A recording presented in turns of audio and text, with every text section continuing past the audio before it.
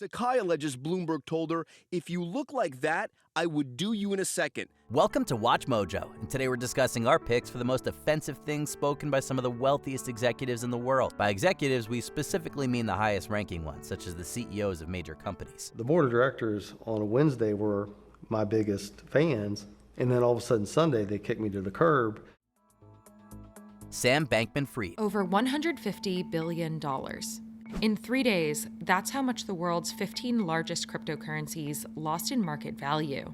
It's because of the crypto exchange platform FTX. Once upon a time, he was described as the poster boy for crypto. His reputation was decimated when he was convicted of fraud in 2023. For a period, he was the CEO of FTX, a now bankrupt company. In one interview, he said some pretty controversial things, which shed some light on his downfall. But when customers went to withdraw their funds in November 2022, the funds were not there, and a jury found that that money had been moved to a hedge fund, an investment fund called Alameda Research, and that Sam Bankman-Fried used that money to enrich himself and his inner circle. This included throwing shade towards regulators alongside saying that his ethics stuff was mostly a front. After hearing these, it's no surprise he was sentenced to 25 years in prison. His schemes were so prolific, he has since been called the Bernie Madoff of crypto. So a lot of retail traders and investors I've talked to are feeling desperate or frustrated. The majority of the people in the industry could not have seen this coming because FTX is such a dominant player. Dave Calhoun. Boeing CEO Dave Calhoun has announced he will no longer be CEO of Boeing. He will end that role at the company at the end of this year, 2024.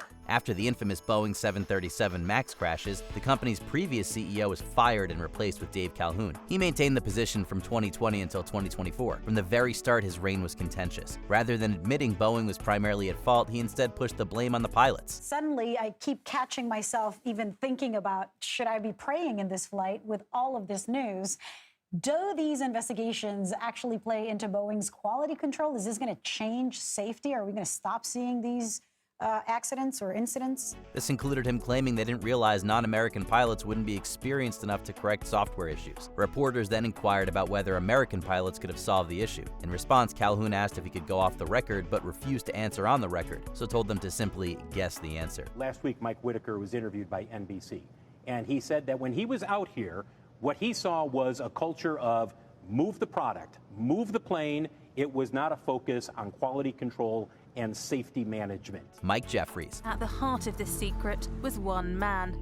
The man behind one of the biggest fashion brands in the world. Clothing brand Abercrombie & Fitch was run by Mike Jeffries from 1992 until 2014. In this role, he turned them into a major fashion brand. Initially, they were losing $25 million annually, but by 2006, they were earning $2 billion a year. This was done using pretty unethical means, though. I was being presented to someone to do what they wanted with. What happened to me changed my life, and not for the better. Jeffries marketed his clothes specifically to those he considered cool kids, which didn't include people he believed were overweight or unattractive. Specifically, he said they go after the attractive all-American kid. After these statements became public, there was a decline in popularity, so he stepped down entirely in 2014. Now in the 2020s, he's been arrested and accused of some pretty despicable things, primarily sex trafficking. Bombshell news out of the world of fashion hit the headlines today. Former Abercrombie & Fitch CEO Michael Jeffries and 2 others arrested. They're charged with sex trafficking and interstate prostitution. Mark Zuckerberg. For the record, she may look like a 34C, but she's getting all kinds of help from our friends at Victoria's Secret. She's a 34B, as in barely anything there. False advertising. The creator of Facebook and current CEO of Meta has allegedly said some pretty vile things over the years. Most of these were in his early days at Harvard. One person alleged he said, "You can be unethical and still be legal. That's the way I live my life." You're not an asshole, Mark. You're just trying so hard to be. Take this with a grain of salt, though, there's no hard evidence. A more credible quote is him telling a friend, "If you ever need info about anyone at Harvard, just ask." He then went on to call these people dumb for trusting him. This statement became even darker with hindsight after the major Facebook Cambridge Analytica data scandal. It goes to show Zuckerberg has never cared as much about privacy as he should have. Facebook CEO Mark Zuckerberg breaking his silence now after we all learned that up to 50 million users, Facebook users, affected by that data scandal. Zuckerberg apologizing overnight, vowing to do better and saying he'd be, quote, happy to testify before lawmakers if it's the right thing to do, he said. Travis Kalanick. But people are not trusting you anymore. I lost $97,000 because of you. I bankrupt because of you. Our next billionaire earned his riches by founding Uber. He was then the company's CEO from 2010 until 2017. Eventually, he was pressured to leave after he was accused of fostering a toxic culture in the company. Signs of this began in 2014 when he jokingly said in a GQ interview they should be called Boober on account of his perceived popularity with women. Travis Kalanick, the driving force behind Uber, resigns under mounting pressure from investors over his leadership. Later in 2017, a clip was released of him getting heated with a driver about falling income. An apology was subsequently issued, but eventually the consequences of his actions caught up to him. So in 2017, he took an indefinite leave of absence, not long after a massive report on Uber's sexual harassment issues was released. James McNerney. The Boeing saga this past year is an example of how not to handle a crisis. Years before Dave Calhoun's tenure, James McNerney was the CEO of Boeing. This lasted from 2005 until 2015. The Boeing 737 MAX was developed during this time, which you may remember wasn't the company's greatest success. Additionally, there's a high chance he would have had an unpleasant time working for the company while McNerney was the boss. They showed Boeing employees talking about tricking regulators and say some really unflattering things about the regulators that they were dealing with. It gives you a real glimpse into the culture inside Boeing. In his own words, he said he wouldn't retire at 65. As the heart will still be beating, the employees will still be cowering. This remark from 2014 got him in a whole heap of trouble. Soon after, he apologized in an email sent to the entire company. McNerney claimed it was simply a bad joke, but many believed he was alluding to a toxic atmosphere at Boeing. Well, how can that be? How can there be something on the plane, not only that pilots didn't fully understand and weren't trained on, but also just didn't know that it existed? Mike Bloomberg. We're going to head to the race for the White House now. On the spotlight this morning on Michael Bloomberg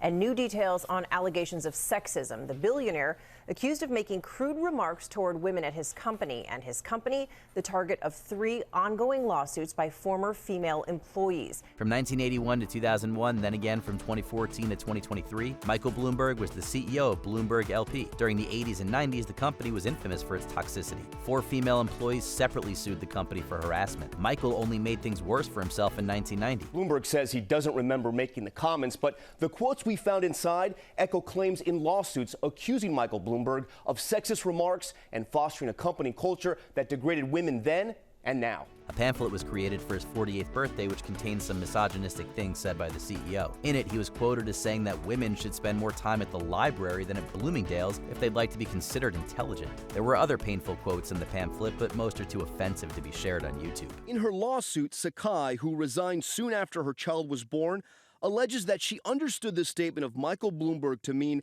that I should have an abortion to keep my job. Rupert Murdoch. Murdoch Papers, Sky, in policy shift on climate action.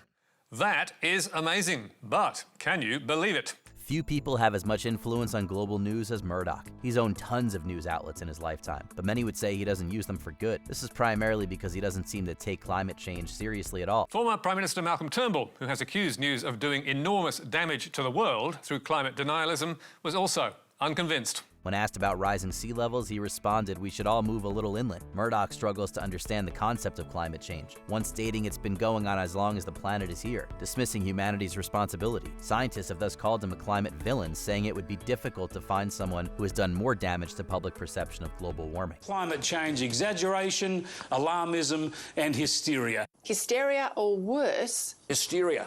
The loonies in the climate cult. Lunatic stuff. Papa John. That regardless of the context, I apologize. Simply stated, racism has no place in our society. John Schnatter is better known by his nickname Papa John. He's the founder of the similarly named pizza chain, which he founded in 1984. In 2018, he resigned from this role after saying something extremely offensive. John used a certain racial slur while on a conference call, claiming that Colonel Sanders used such language, but was never publicly criticized for it. What bothers me is Colonel Sanders called black.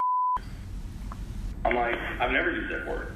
And they get away with it. Well, Sanders lived in a totally different period when such language was unfortunately more normalized. The same day the incident was reported, John resigned as chairman of the company board. In 2019, he said in an interview that he was opposing racism by using the slur. Questionable defense that did little to repair his reputation. In retrospect, what do you think about your use of the actual word? Well, I said the word, I didn't use the word. I cited the word, I mentioned the word. I paraphrased what another founder used to say or did that I would never say. Before we continue, be sure to subscribe to our channel and ring the bell to get notified about our latest videos. You have the option to be notified for occasional videos or all of them. If you're on your phone, make sure you go into your settings and switch on notifications.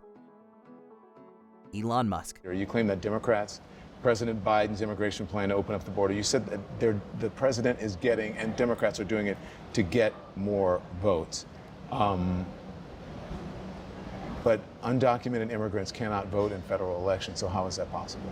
This century, Musk has become one of the wealthiest people to ever live. Unfortunately, he's a pretty poor role model. Picking just one terrible thing he said is a challenge. He's constantly making scandalous tweets. One of the most offensive things he shared on Twitter is his opinions on the Great Replacement conspiracy theory. This race replacement theory that he talked about in this manifesto, there are people who are pushing this hatred on these young people, indoctrinating their minds. This is an extremely far-right conspiracy theory which claims there is a deliberate plot to replace white populations with non-white immigrants. This theory often goes hand in hand with anti-Semitism, usually claiming Jewish people are responsible. Musk has made quite a few tweets on this topic, like once sharing a propaganda video in 2024 with the caption, "This is actually happening." If you looked at the apportionment with and without illegals, I believe California would lose, I believe the blue state, there would be a net loss of blue states of approximately 20 seats in the House.